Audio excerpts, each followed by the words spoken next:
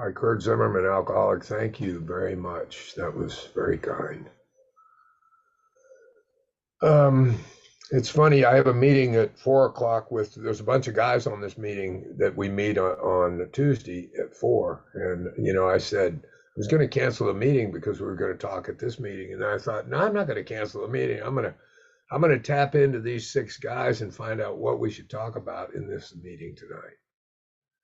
So I got input from all these guys, and these are guys that I deeply respect, and they're the people that we meet here. I mean, met a lot of these guys on Zoom, and there's more than that in this meeting. That I'm looking at Pat in Ireland and Bobby and Mitchell, and I mean just people that I met totally on the internet. So what do I want to say about this? First, usually how I start this off is, I came into AA. I didn't come here because I wanted to be here. I came in here because the courts had stipulated me in 1979. And they said I had a drinking problem. I was in total disagreement with them. I wasn't having a problem drinking at all. I was doing just fine at it. But I thought about, what one of the things I like to say is one of the biggest things that the program integrating the principles in my life has done. It's given me the ability to not suffer from what's not happening anymore. So let me say it again. It's given me the ability to not suffer from what's not happening anymore. Meaning being a victim of that delusion that I could rest satisfaction if I really manage well. So one of the things we were talking about, and this was an earlier conversation, and this all kind of ties into 10 and 11, is so let me clarify what I'm talking about. What I'm talking about is I'm not going to wake up here. What's going to happen is I'm going to wake up to this bondage of self that's been driving me my whole life, and I didn't know it, and I was identified as it. The me that thinks it's going to wake up is the condition that's driving me. There's nothing to get here. We've already got it. I remember talking to a friend of ours, and they were talking to another friend, and she said to him, I want what you have. And he said, you can't have it. And she said, he goes, you can have what you have. You can't have what I have. And it took her 22 years to hear that. But when she heard it, she heard it. Like it's whatever you see in me or whatever I see in you. Well, what's in me is recognizing it in you. That's the beauty of it. The beauty of it is, how could I know the compassion and love and caring that you guys offer me if I didn't have that inside of me? I could not relate to that. I could not have empathy or compassion for that. So I think what this whole process for me has been about is I'm a successful failure. I don't have 40 years sobriety. I have 19 years, 4 years, 13 years. Yeah, it's all spread out for me. That's just the way it worked with me. I'm a knucklehead. And, at 19 years, Mike from Cedar Rapids said, maybe you ought to talk about a little bit about what it was like beforehand, like what does this thing seem like now? Well, I think it's very much what the big book says when it says we entered the world of the spirit. What does that look like? I mean, it's a subjective experience. What does that look like? Well, if you read the promises, it's very descriptive of what it looks like to live in the world of the spirit consciously. You can look the world in the eye. You can be alone in perfect peace and ease. You can comprehend the word serenity. You can know peace. All these things are very descriptive of what that subjective relationship looks like. It's one you can't fake. It's one you can't fake. So when they ask me about like what's the topic, sought through prayer and meditation, why limit ourselves to two ways to improve our conscious contact with God? Why limit? And I'm not saying anything. The big book has got great information on how to cultivate an awareness of this condition of self that tries to take over on a daily basis, meaning a narrative in the head that's always producing something that's not happening. So, what is it about this? If I'm constantly looking at self, because that's what I'm looking at, I'm constantly looking at it says, watch for selfishness, dishonesty, resentment, and fear. Watch, you know. Most of us, if you're like me, for 20 years, I didn't watch that. I listened to it. And then I followed the dictates of it. And it looked like this. I'd shower by myself, but 15 people would be in the shower with me in the morning. And they would be dictating through my voice into my head about what I needed to do and how I needed to do it. And I listened to those voices. You need to get to the supply house right away, before, you got to make sure the order's right. Oh, you got to call this customer. Yeah, it was like all this mental information just passing through. Now, I don't know about you, but that creates in me a irritable, restless, discontent nature. That's what it. And the only thing I knew how to do was manage that. The possibility to be free from it was not available to me. All I knew how to do was manage it. And what that looked like, it looked like whack-a-mole. I would hit it over here, it'd pop up over here. I hit it over here, it'd pop up over here. This is what I thought the program was about for 20 years. This is what I thought it was about. And I'm here to tell you that that's not what it's about for me anymore. What this is about is really paying attention to the mental condition that tells me I'm spiritually sick. As far as I'm concerned, spirit, there's nothing wrong with spirit, never been anything wrong with spirit. That's what makes it spirit. But I have a mental condition that talks to me as me. We call it the bondage of self. And it produces a lot of false evidence that appears real, but it's not real because it's usually based on the past.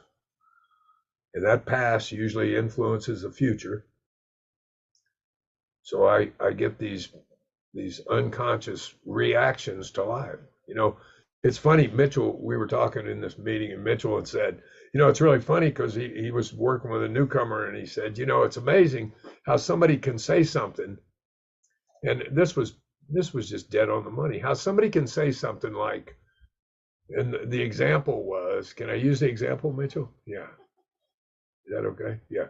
So the example was, you need to sell more. That's what was said to this person. Well, immediately they went into this reactive mode. And it's like, even if we were in control, we could not come up with the shit that we could come up with. The stuff that comes up when somebody activates third column in you, you couldn't come up with that consciously fast enough. That ought to tell you right there, you're not doing it. It's a reactive state. A lot of you guys have heard me talk on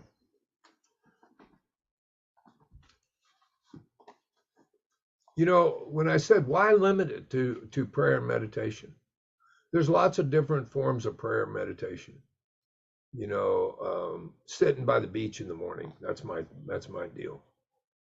burn a little sweetgrass, burn a little sage, sit by the beach. Sometimes read, sometimes don't. I just do what I'm moved to do, see?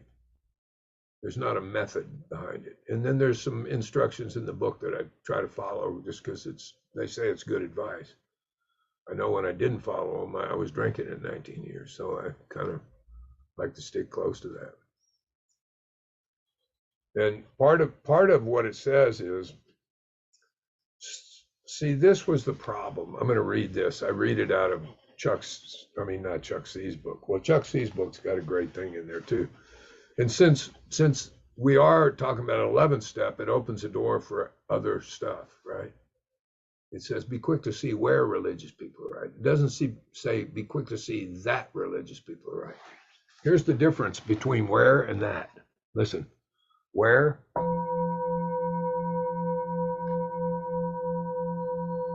it has a resonance. That, it just kind of rings. It's just information. It doesn't have a resonance. So one of the things I like to say, and we point to it all the time, is there's a thing Rumi says, and I love it. It's really short. And here it is. What was said to the rose that made it open was said to me. That's a very humbling statement.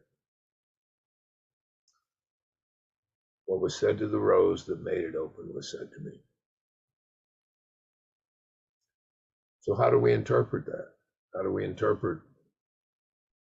I mean, this thing said it, we read it in spiritual experience. More religious members call it, this awareness is the essence of a spiritual experience. Or more religious members call it God conscious. This awareness, what awareness? This awareness, this internal, unsuspected inner resource, this deep, great reality deep within us, this sixth sense, this uncommon sense becomes common sense. All the different ways Bill hits at it. So part of my routine is, some of you guys know, I do this thing. It says, when we get up in the morning, we're supposed to ask God to direct our thinking. Probably why, it'd be a good question, but Koyos wouldn't let me ask why. Say, why? Because my thinking's being directed by the condition of self. Why am I asking for my thinking to be directed? Divorce it from self-pity. To me, self-pity is the past. Dishonest is, I'm not seeing with clarity in the moment, with lucidity. I can't see truthfully because I'm looking through an ego lens or self. Self-seeking is a future. So what I'm really asking for is I'm asking to be present. That's what I'm asking for. And when I'm present, my thought life's on a higher plane. So it's not centered on self, it's other-centered, right? What can I contribute to life? What can I pack into the stream of life? All the different ways and terms they use in the big book. Stream of Life's a poem by Rabindranath Tagore. It's a beautiful poem. If you ever read that poem, you'll get a sense of the question that's being asked. Bill was notorious for reading other stuff and using phrases from different books. Great vicissitude, the great fact, all this came from varieties of religious experience. So what's he pointing at? What's he pointing at? He's this conscious awareness, right?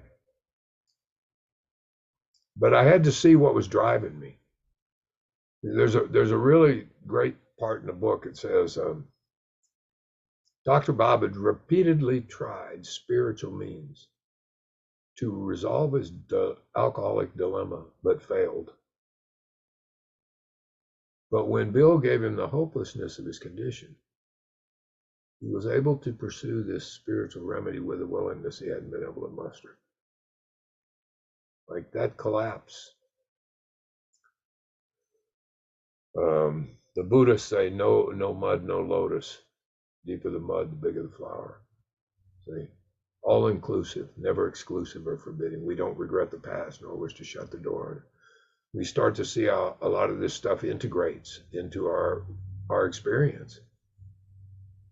It's not a bad thing, you know. It's like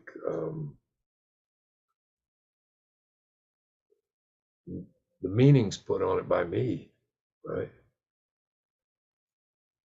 That's where the meaning comes from. And so, you know, I had a long time when I first came back, before I got released, I had this narrative in my head, and it was like this. You had 19 years, you blew it. You had your shot. You're going to die this way. This is the story that goes on in the head. You blew it. Look what you did to the family. All the guilt and remorse. That's all produced by the condition of self.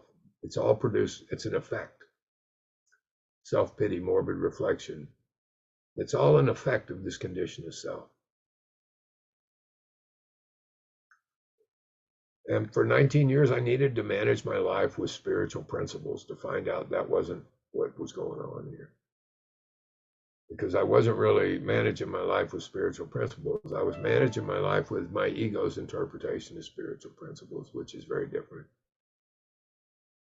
It was just another way to manage well. It was just the way, like, you know, there's a metaphor we use, the best place for the devil to hide is in the church. You know, I'll be good, you know. It never seemed to work for me.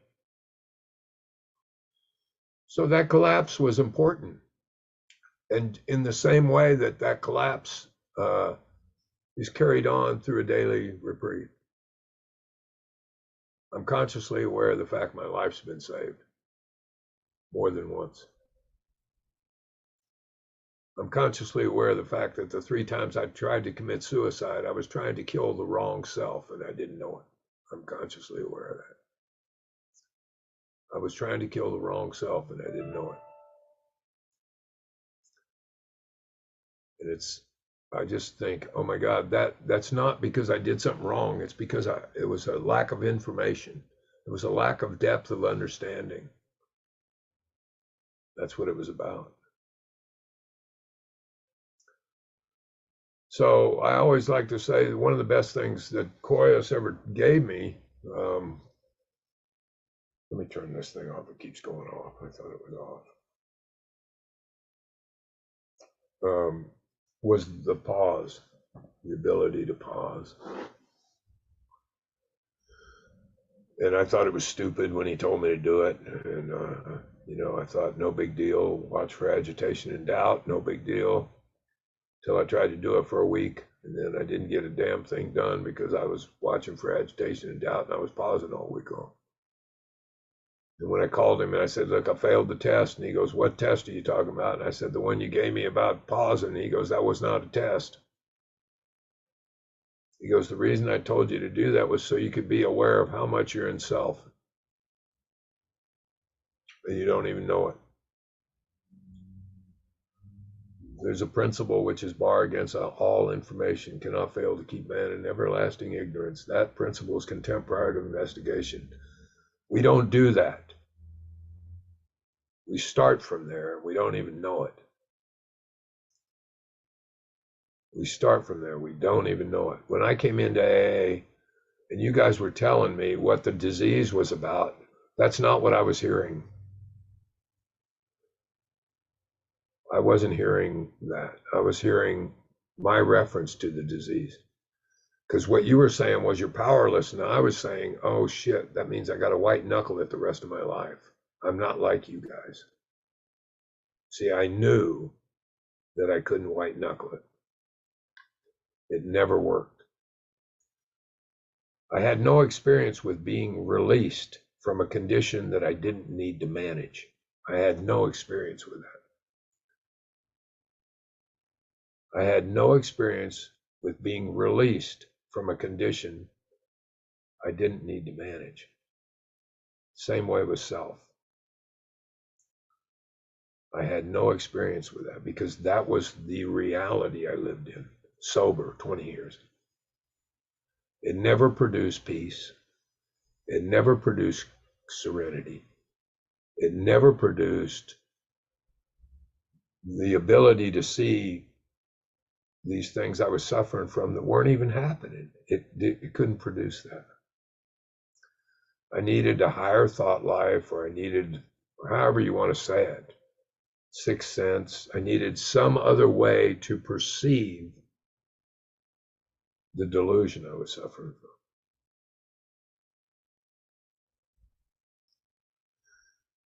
And that was a collapse of all the delusions.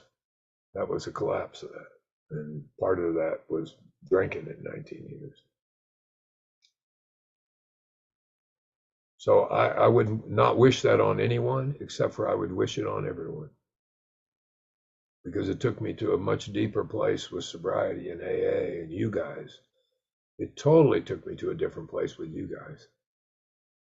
Because I realized we're all suffering from the same thing.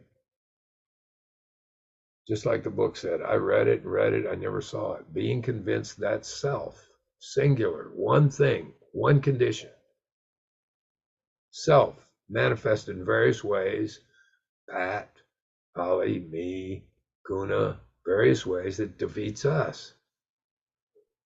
It's our actor. It's not my actor. It's our actor. I had to share on tradition one, and when I was saying the same thing about tradition one, what's funny, when I came into AA and I read it said our common welfare should come first. I thought it meant mine. I mean, like, isn't that the way you see it? It's my common welfare. I mean, I thought the same thing with the actor, our actor. I thought they meant my actor. No, our actor. That's why I relate so well to you guys, because what I'm relating to isn't you. I'm relating to the actor that's driving you, the condition that's driving you, the fear or mental anxiety that's driving you. We all suffer from the same thing. I thought I was supposed to manage it, get over it, something like that. No, that was part of the delusion. The delusion was if I integrate, the truth of the matter was if I integrated these principles in a way of living on a daily basis, that all of a sudden something would happen where I could see the condition that was driving me and I could live from a place that I didn't even know existed. I heard you guys talk about it, but the information about it and the experience with it's very different. So when they say we could comprehend the word serenity, I mean, that's a revelatory experience that happens subjectively, internally. That's a place that we can live from. That's amazing to me. That's humbling to me. This is why I was so angry my whole life. And this was only available after this experience. I was pissed off my whole life because of that seeming separation. That's why I was angry. And I didn't know it. I always thought it was a situation, her, the job. I always thought it was something external. It wasn't. It was something internal. Until the connection was made, I didn't know that that was the connection that was missing. I couldn't see it. I couldn't see it for the problem. So, I kind of started with this thing, with like Kurt's not going to wake up here. I think what I woke up to was the fact of this character, this actor that manifests as all of us. This one condition, it drives us. And it wears different clothes and it has different stories. But at the root of it, it's condition of self, this condition of self. There is no self. You can't find it anywhere. It's a mental construct. There's no physical reality to it except for the claiming of it. And I think a lot of this prayer and meditation, the whole point of the meditative practice for me was to get me to a meditative state of awareness, period. Like, first I tried to quiet my mind. People said, get quiet for 20 minutes. And I'd get quiet for about 2 minutes. and the voices would be so loud, I would just say, well, I can't do this. And the problem was I didn't have any information about getting quiet. I didn't know that, oh no, the mind's going to do that, because the mind just goes. That's what it does. This isn't about quieting the mind. For me, it's just not paying attention to the commentary that comes across, because it's hilarious sometimes. Mitchell, we were talking about this earlier. It's a comedy routine now. I get a kick out of some of this stuff that comes across. And when I hear you guys talk about it, I even get a bigger kick out of it. It is comical, some of the stuff we come up with. It just is comical. And there's just a tremendous grace and appreciation for life now where there wasn't before. There really wasn't. You know, I could skip off of a lake like a rock. That was the kind of sobriety and peace there was. They'd get moments of it, but it was never sustained. I'm blessed. I'm totally blessed. I think all of us are here. We just some of us are consciously aware of that, and some of us are just so wrapped up in that bondage. We just but I really think, integrating these principles. Prince used to say, look, the numbers got to come off the steps eventually. Eventually the process, you got to set the process down, the mechanics down, and you got to take the numbers off the steps. And my interpretation of that is that I have to integrate these principles. They have to be a way of living, because that's what people are going to see. I mean, Linda said to me one time, she goes, I can't imagine you being like this, being angry and all pissed off. And I'm like, see, that right there tells you something. She doesn't know that Jekyll and Hyde. And I just think, oh my God, like I was a yeller, man. I was, man, you did not want me on your bad side. I was robbing guys for telling me not to read a magazine, sticking knives in their back, robbing them. I mean, I was just a nutcase. So I hope I touched on the subject, God as you understand him. I mean, that doesn't mean I don't understand him. It means I've got some understanding of how this works, how it works. These integrated principles, they're in order, how it works. So thanks for having me. Alice, come on up. My name is Alice. I'm a grateful member of Alcoholics Anonymous. I have two two questions. One, Kurt, I heard you talk about the mind as the primary thing, and I always think that my spiritual malady is my primary problem. But the way that you describe it, right? Like I get to peace by being released from the condition that I don't need to control, which is my mind, right? So I would love for you to distinguish between the spiritual malady and the crazy that's in my head, in our head, right? The actor.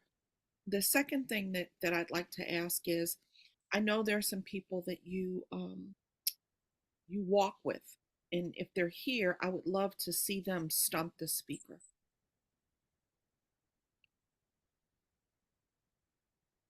Yeah, we got a whole bunch of people here. This could be trouble.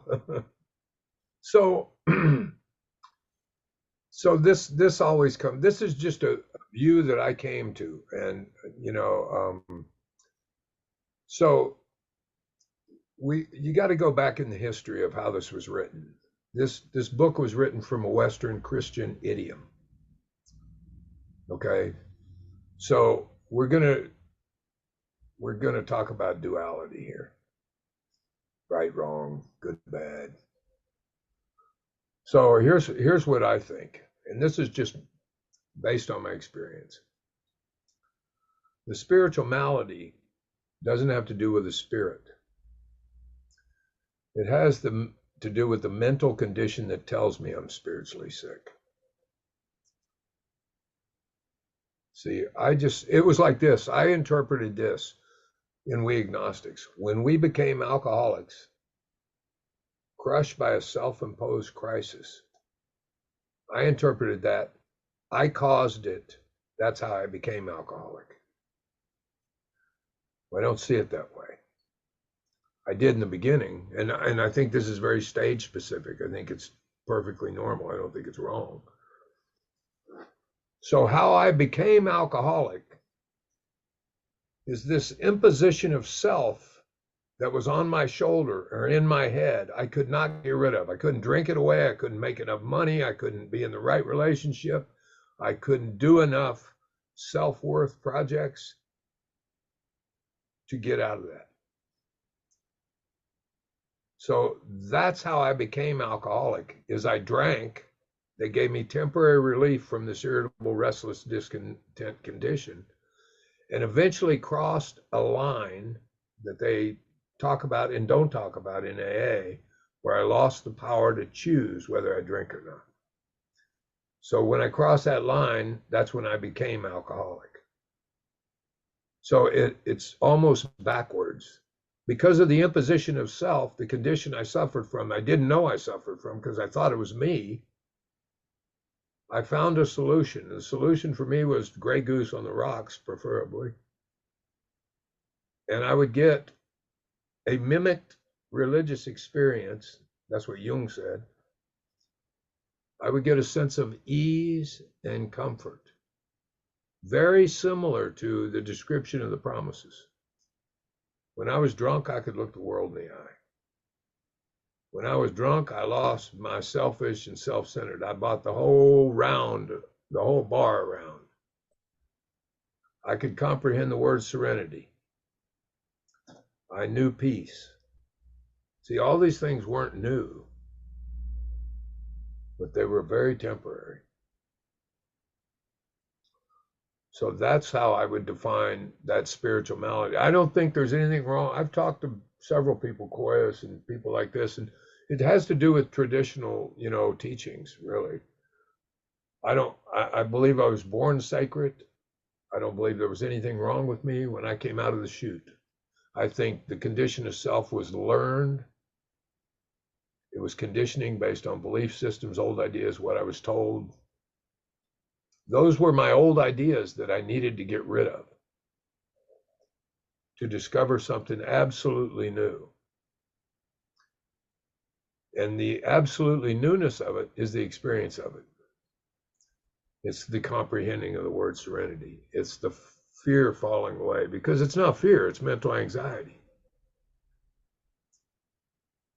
We said this, sorry, I don't mean to go on so long, but I said, you really need to see that it's not fear. Because if it's fear I'm dealing with, why don't I ever get over it?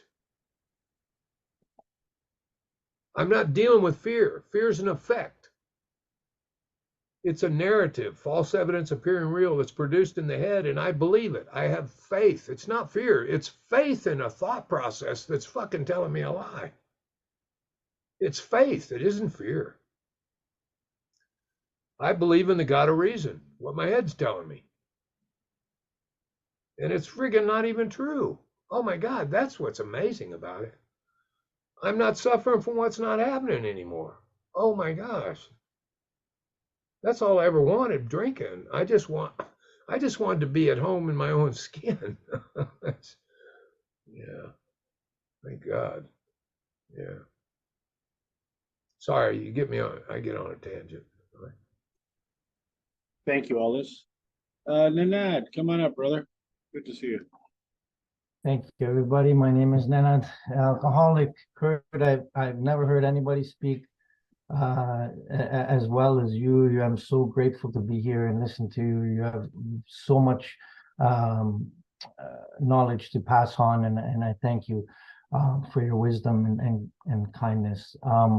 My question is this.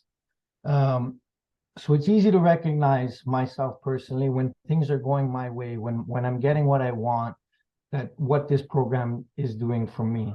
And when it's not, and I'm listening to the noise in my head and the lies that my brain is telling me that I'm not good enough, that I'm this and this, that faith is what I'm trying to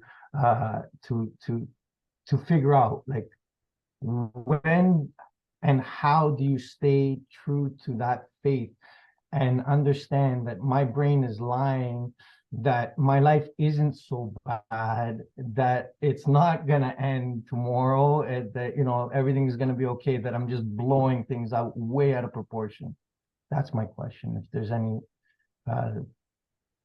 suggestion or solution or something that you might be able to help me, I'd appreciate it. Thank you. Well, and this is where we talk about like stage specific, like, and pushing up against this thing. And I wouldn't say I stay true to that. See, it's kind of like, I use this analogy.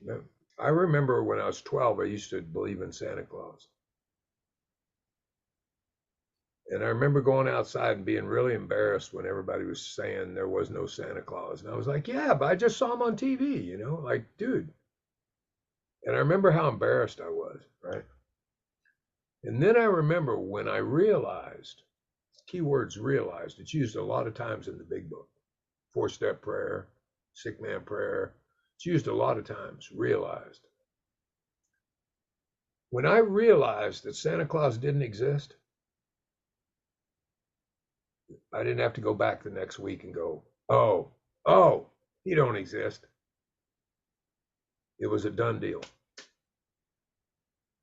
So it was the same way with self. When I saw the condition that was talking to me wasn't me, it was a done deal.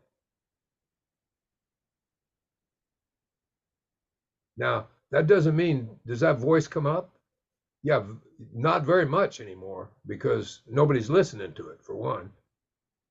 And when I want to listen to it, I just listen to you guys. Because you're bearing witness to me. All you're doing is talking about how self manifests with me. So if I'm listening to you really carefully, I can see the condition that's driving you. And if I can see the condition that's driving you, then I can definitely see the condition that's driving me. Because it's not different. See, this is personal. This is not personal. We think it's personal. This is not personal. And the paradox of that is, it makes it very personal. That's the paradox. It makes it very personal, but in an inclusive way, not in an individual way. Does that make sense? It's more of it's Ramana Maharshi's thing when he was asked, how do we treat others? Ramana Maharshi said, there are no others.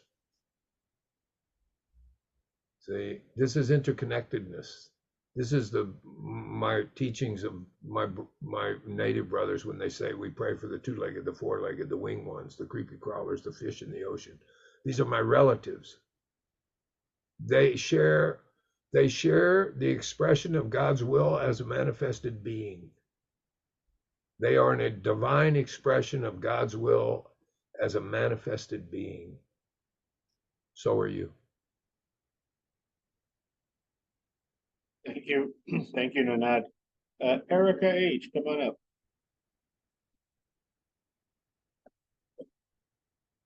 Can you unmute yourself, please? There, Okay. there. Hi, everybody. Hi, Kurt. I'm Erica, alcoholic in Santa Fe, New Mexico. I'm so glad I got to hear you tonight. Oh my God, I have so many questions, but this is the ringer for me. I also just celebrated 20 years of recovery, and this year feels just awful.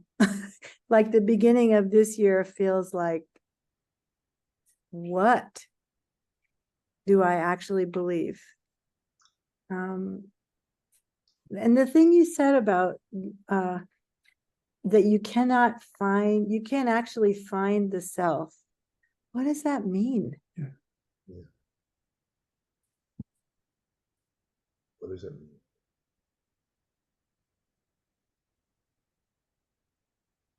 You know, the question is, that's kind of all I see.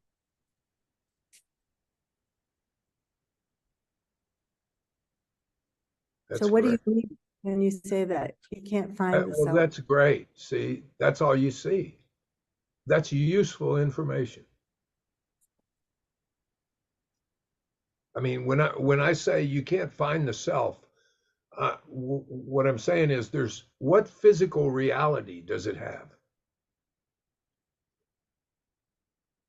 There's no thingness to it.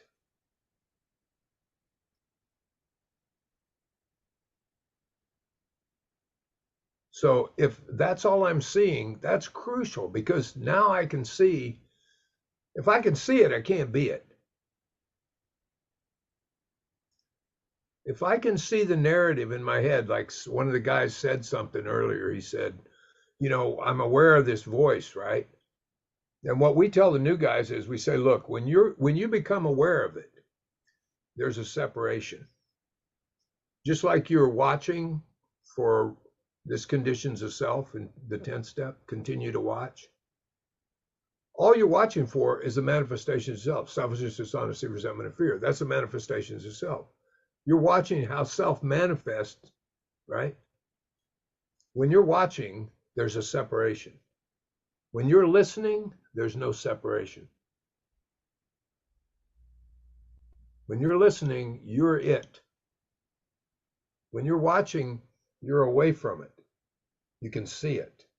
And you can say, thanks for sharing, next.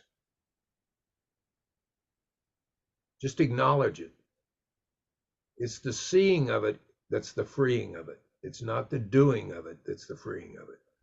We do a lot of stuff. And I think that's all prep. It's like Bill said it like this. Bill wrote a thing, said, we till the black soil of hopelessness from which all spiritual growth will flower. We till it.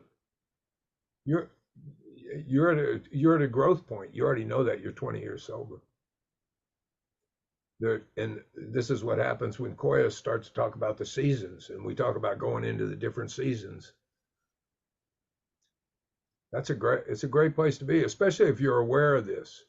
If that's all you're aware of, there's an awareness that's aware of it. Be aware of that. Thank you so much, Erica. Mary C., come on up. Good evening, everybody. My name's Mary. I'm a grateful alcoholic up here in Maine. I loved your talk, Kurt. I just have a couple points. I loved that thing you said. I was managing my life with my ego's interpretation of spiritual principles, because that's how I lived my life. I was Catholic, and man, it was all about God all the time, but it was me running the show, and every now and then checking in. The other thing that I have a question about this. Always looking through an ego lens. It's one of the first things you talked about. And when I'm looking at life, the first thing I think about is me. I mean, it is ego. But I came to believe that this is sort of by design. It's not necessarily so much that ego pops up. It's what I do as a result of that, right? And so whenever I'm functioning in ego, my first response to that, when I realize I'm spinning, is leaning into God, leaning into spirit. And so there's a part of me that's like, is this just part of the plan? Is this all just part of what we're supposed to be doing? The other thing I wanted to say quickly is I love Rabindranath Tagore. Love him. The butterfly counts not months, but moments, and has time enough. A favorite. That's all I got. Thank you so much. Great. Thank you very much. Thank you, Mary. Dan, come on up, brother. Hi, I'm an alcoholic, a grateful member of the Global Men's Meditation Meeting, and my name's Dan. I got a couple quick questions for you, Kurt, and thank you. Number one, does the ego serve no useful purpose? And number two, you spoke early on about why limit ourselves to prayer meditation. What specifically else do you do? So first, no, it serves a great, here's the purpose. I heard this one time and I just loved it. It's like the ego serves the purpose of, I got to get bananas. I need to find my car keys. It's totally got a purpose. I mean, it's not like, sometimes I think we hear that, oh, I got to destroy the ego, or I got to do this, or, you know, the big book's really good about what does it say? It talks about deflation at depth. What a great way to say it. Deflation at depth, seeing it for what it is. Let's see it for what it is. It knows nothing about truth. It has a lot of information about truth, but it knows nothing about the experience of truth. It knows nothing about peace. It's the head. Activity knows nothing about stillness. This is why this is so important that we have these awakenings. And I don't want to put emphasis on something, but the awakening is, the emphasis on awakening is waking up from a dream. You know, we've heard that in many other teachings, and it's like waking up. You know, when you go to sleep at night and you're in a dream, you forget yourself on purpose. That's what happened. I totally forgot my essence. I knew it when I was a kid. I didn't go in and run into the house when I was in the 4th grade and ask my mom how I was playing. That was not part of the conversation. I played. I was engaged in life. And then I started to reflect and get this self-centered self-view, because it was a coping mechanism. It kept me safe in the world. And I learned some really good coping mechanisms that didn't work very well. And if you want to call them character defects, it just sounds like we go back to that defect thing, like there's something wrong with me. There's never been anything wrong. In fact, I was dead on the money when I started drinking. Dead on the money. I knew there was something more intuitively. I knew it. And I was 12. So something was pushing me in a certain direction. I think I lost the question, the other question. Oh, what else do I do? I read a lot. I listen to a lot of videos. I do a lot of stuff with world religions, different dialects of one language, because I hear AA in everything, like the book said. I like quiet time. I like to be by myself. That's not alone. Being by myself is not being alone. It's impossible to be alone. So that I do, and I try to do this. I do whatever I'm asked, to be honest with you. It's like you become available and you just say yes and see what this thing brings about. It's brought about a lot in 13 years, I tell you. I hope that answered, Dan. Yeah. Thank you, Dan. Howard and Kathy, we got 1 minute left. One up. Just make it quick, please. Sure. Thank you. My name is Kathy. I'm an alcoholic. Thank you for hosting and everyone behind the scenes. Thank you so much, Kurt. Since I've limited time, I'll just share my question. You might have answered it, so forgive me. Do you have specific meditations you use, or just, as you say, whatever comes to you on that morning or day? Yeah. Not anymore. But I like to read, you know, Merton has a great thing. It's on mental prayer. Thomas Merton. Have you ever heard of him? So Merton, in a paragraph, it's called, can I read it real quick? It's mental prayer. It's chapter 29. It says, he talks about meditation, right? He says, about these things, many books have been written. There are all kinds of techniques and methods for meditation and prayer. It'd be hard to begin to talk about them all. That's why I shall talk about none of them. Kind of what Bill did, right? Bill didn't talk about any of them. He just said, relax and take it easy. Problem was I couldn't relax because I was being driven by self. I didn't know it. I couldn't relax. He said, that is why I should talk about none of them, except to say they're all good for those who can use them. Anyone who gets a profit out of systematic meditation should not fail to do so long as he's not afraid to lay aside the method and do a little thinking for himself once in a while. The trouble with all these methods is not that they are too systematic or formal. They need to be both of these things, and it's good they are. There's nothing wrong with methods. The trouble lies in the way people use them or fail to use them. The purpose of the Book of Meditations is to teach you how to think, not to do your thinking for you. 21 times it's mentioned thinking in the 11-step morning thing. It talks about thought life, thinking, how to think, not to do your thinking for you. Consequently, if you pick up a book and simply read it through, you're wasting your time. As soon as any thought stimulates your mind or your heart, you can put the book down because your meditation's begun. You're captured. You're captured. Durkheim says a thing like this. He said, meditation, the word meditation comes from the word meditare, which means to be moved to the center, not to move towards the center. To be moved towards the center. So when something jumps off the page and it really strikes you, like your meditation's begun. Now here's what he says. This is what's great about it.